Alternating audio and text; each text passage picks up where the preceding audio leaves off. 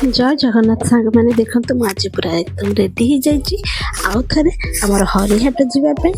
ଆଜି ଆମେ ସମସ୍ତେ ସାଙ୍ଗ ହେଇକି ଯିବୁ।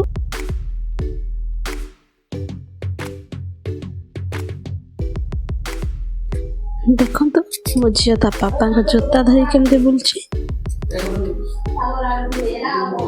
ସିଏ ତା ନିଜ କାମ ନିଜେ କରିଦେଉଛି। ଆମ ବୋଉ ମଧ୍ୟ ରେଡ଼ି ହେଇଯାଇଛନ୍ତି, ମୋ ହଜବେଣ୍ଡ ମଧ୍ୟ ରେଡ଼ି ହେଇଛନ୍ତି। ତ ସମସ୍ତେ ଆମେ ଏକଦମ ରେଡ଼ି ହେଇଯାଇଛୁ।